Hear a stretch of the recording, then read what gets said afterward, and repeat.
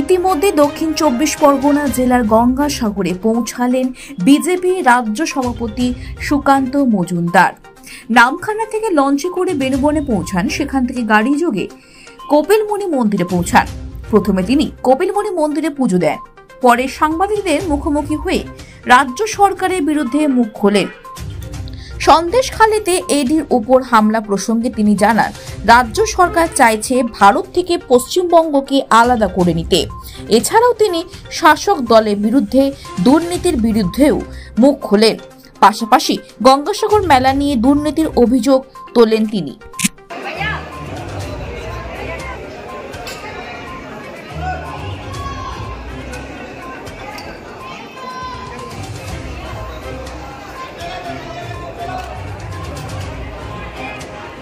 কুম্ভের জন্য এত টাকা খরচ করা হয়, জাতীয় মেলা মর্যাদার দাবি তুলেছেন তিনি, কি বলবেন? তার জন্য তো প্রধানমন্ত্রীর কাছে যেতে হবে, প্রধানমন্ত্রীকে বলতে হবে, প্রধানমন্ত্রীকে উদ্বোধনে রাখতে হবে, দু চারটে প্রধানমন্ত্রীর ছবিও তো রাখতে হবে। গোটা পশ্চিমবঙ্গে মুখ্যমন্ত্রী ছাড়া তো আর কোনো মহামানব নেই। আমরা আসার পথে যা দেখতে পেলাম, আর এরকম অব্যবস্থিত মেলা যদি হয়, আপনারা শুনছেন তো পুলিশ প্রতিদিন সারাক্ষণ মাইকিং করছে, সরকার নির্ধারিত ভাড়া দিয়ে আপনারা আসবেন, শুনতে পাচ্ছেন মাইকিং? আচ্ছা, সরকার নির্ধারিত ভাড়া কত, রেট চার্ট কত দেখেছেন? আমি দেখিনি এখনো, কেউ জানে না সরকার নির্ধারিত ভাড়া কোথাও বাসে নেই, কোথাও লাগানো নেই। সরকারের রেট চার্ট কত কেউ জানে না।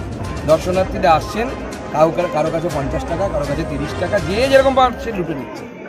লুট চলার জন্য তো কেন্দ্র সরকার টাকা দেবে না। প্রতি বছর এই হেলিকপ্টার সার্ভিস নাকি চলে। আমরা খোঁজ করেছিলাম যে হেলিকপ্টার সার্ভিসটা কোথায় চলে, কে যায় কে আসে, এখনো পর্যন্ত আমরা কাউকে দেখতে পাইনি হেলিকপ্টার সার্ভিস চালানো হয়। 19 কোটি টাকা দিয়ে এই ঘাট বাঁধানো হয় প্রত্যেক বছর। 19 কোটি টাকা কোথায় যায় আমরা জানি না। 2 মাস পর 3 মাস পর এসে দেখবেন পরের বার ঘাটটা আবার উধাও হয়। আচ্ছা, ড্রেজিং করানো হয়, 30 কোটি টাকা খরচ। সরকার বলছে 30 কোটি টাকা দিয়ে ড্রেজিং করানো হয়। 2 মাস পরে ওই যে এখানে ড্রেজিং করানো হয়েছে, 2 মাস পরে আমি চ্যালেঞ্জ করছি মুখ্যমন্ত্রী, আপনি মুখ্যমন্ত্রীকে আসতে বলুন, ওখান দিয়ে ড্রেজিং না করে ভেসেল নিয়ে যেতে বলুন। উনি তো বলছেন ডিপিএল করা হচ্ছে, প্রকল্প রিপোর্ট চেয়ে তারপরে পদক্ষেপ এই ব্রিজ তৈরি করা। ব্রিজ তৈরি করবেন ভালো কথা, কিন্তু এখন যে সরকারের এত টাকা আসছে, সরকারের টাকা মানে তো মুখ্যমন্ত্রীর নিজের টাকা না, সেটা তো জনগণের ট্যাক্সের টাকা। এই যে আপনি 19 কোটি 30 কোটি করে খরচ করছেন, কোথায় যাচ্ছে সেই টাকা? সেই হিসেব নাকি সব বঙ্কি মাঝরা নিয়ে নিচ্ছে। হ্যাঁ, মেলার বাজেট বলছে প্রায় 200 কোটি টাকা। তো সেই 200 কোটি টাকা কোথায় যাচ্ছে তার হিসেব করতে দিতে বলুন। মুখ্যমন্ত্রীর ছবি লাগানোতে কত খরচ হলো, ওনার ভাইপোর ছবি লাগানোতে কত খরচ হলো, গেট করতে কত খরচ হলো। আর আমরা যদি রাজনৈতিক দল একটা গেট করতে চাইছি, বলা হচ্ছে বেআইনি, গেট করা যাবে না, ছিঁড়ে দিচ্ছি। ডায়মন্ড হারবার আমাদের গেট ছিঁড়ে দিয়েছে। গণতান্ত্রিক দেশে এটা সম্ভব নাকি যে আপনিই শুধু করবেন আর অন্য কেউ কিছু করবেন? এখানেও ছিঁড়ে দিয়েছে। কালকে গতকাল বিজেপি কি ভাবছে? না, বিজেপি কি ভাবছে? আমরা কালকে নেজার থানায় যাচ্ছি ঘেরাও করতে। গ্রেপ্তার তো করতে পারবে না, ওদেরকে উল্টে বঙ্গরত্ন পুরস্কার দেবে মুখ্যমন্ত্রী, সেটা ঠিক করেছে। মুখ্যমন্ত্রীর হারমাত তো এরাই তো ভোটে জেতায়। মুখ্যমন্ত্রী না জনতার ভোটে জেতে নাকি? এবং এই সন্দেশখালী কাণ্ডতেই এফআইআর এর কপি দিচ্ছে না পুলিশ। আদালতের দ্বারস্থ ইডি, হাইকোর্টের বিচারপতি জয় সেনগুপ্তর কাছে আবেদন এবং তারপরই মামলা দায়েরের অনুমোদন বিচারপতি।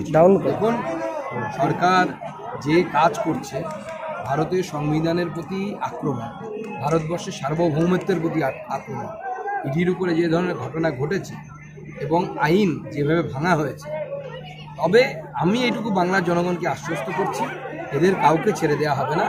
সময় আসছে, বিজেপির সরকার তৈরি হবে, তখন যে বাড়ির তালা ভাঙা যায়নি সে বাড়ির বুলডোজার। বিজেপি দলের নেতারা বলছেন যে এইবারে মেলাতে এই যে তথ্য প্রকাশনের কোনো ইঙ্গিত আছে? দেখুন, আমরা হিন্দু এবং গর্বিত হিন্দু, প্র্যাকটিসিং হিন্দু। আমরা আমাদের ধর্ম সংস্কৃতি যখনই সুযোগ পাই, যেখানে সুযোগ পাই, আমরা সেটা পালন করার চেষ্টা করি। আমাদের তার জন্য লজ্জা নেই। আমরা হিসেব করি না আমাদের কত ভোট হারাবে, আমরা ওসব হিসেব করি না। আমরা হিন্দু, গর্বের সাথে আমাদের প্র্যাকটিস করি, এর সাথে ভোটের কোনো সম্পর্ক নেই। দাদা, বিজেপি বা কেন্দ্র সন্দেশখালী গোটা ব্যাপারটাকে নিজেদের কোর ইস্যু রাজ্যে পরিণত করতে চাইছে, তাই কি এনআইএ ইনভলভ করে নেওয়া হয়েছে মিটিংয়ে?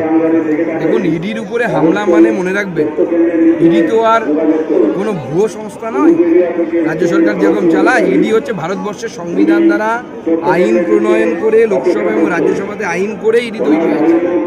সেই ইডির অফিসারদের উপর হামলা মানে ভারতবর্ষের সংবিধানের উপর হামলা, ভারতবর্ষের সার্বভৌমত্বের উপর হামলা এবং বিচ্ছিন্নতাবাদী মানসিকতা, যে পশ্চিমবঙ্গটাকে একটু আলাদা করে ভারত থেকে আলাদা করতে হবে, এই যে মানসিকতা।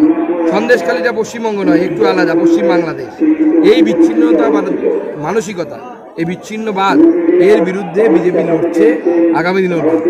2016 প্রাথমিক প্যানেল ফোকাস নিয়ে সিঙ্গেল বেঞ্চে